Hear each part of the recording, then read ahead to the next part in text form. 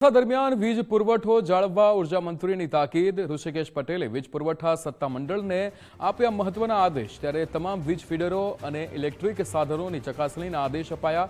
PGVCL, DGVCL, MGVCL અને યુજીવીસીએલને સૂચના અપાઈ તમામ સબસ્ટેશન ફીડરનું ફરજિયાત ઇન્સ્પેક્શન કરવામાં આવે। વીજ અકસ્માત ન થાય તે માટે સેફટી ઓડિટ પર ભાર મૂકવા નિર્દેશ અપાયો।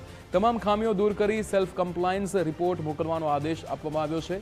7 જૂન 2026 સુધીમાં રિપોર્ટ સબમિટ કરવાની સૂચના પણ આપવામાં આવી છે। ત્યારે ચોમાસા દરમિયાન વીજ પુરવઠો જાળવવા ઉર્જા મંત્રીએ તાકીદ કરી છે।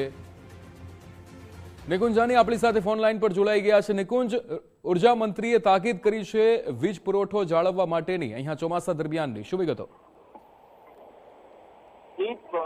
રાજ્યના ઉર્જા મંત્રી દ્વારા રાજ્યની તમામ વીજ પુરવઠા સત્તામંડળ છે તેને આદેશ આપ્યા છે કે ચોમાસા પહેલા વીજ પુરવઠાની તમામ સ્થિતિ જે છે તેની સમીક્ષા કરી લેવામાં આવે।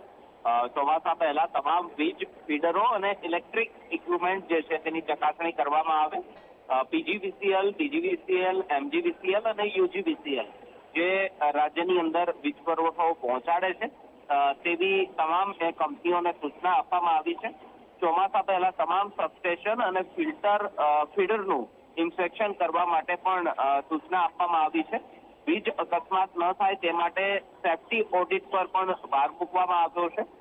ખુલ્લા વાયરો કોઈ જગ્યાએ હોય તો તેને પણ દૂર કરવા માટેની તાકીદ કરાઈ છે અને આ ઉપરાંત ખામી દૂર કરીને સેફટી કમ્પ્લાયન્સ રિપોર્ટ જે છે તે પણ રાજ્યના ઉર્જા વિભાગને પહોંચાડવા માટેની તાકીદ કરાઈ છે। 5 જૂન પહેલા જે સેફટી કમ્પ્લાયન્સ રિપોર્ટ સહિતની તમામ કરેલી કામગીરીનો રિપોર્ટ ઉર્જા વિભાગને સબમિટ કરાવવા માટેની પણ તાકીદ કરવામાં આવી। બિલકુલ નિકુંજ, સમગ્ર માહિતી સાથે જોડાવા બદલ આપનો આભાર।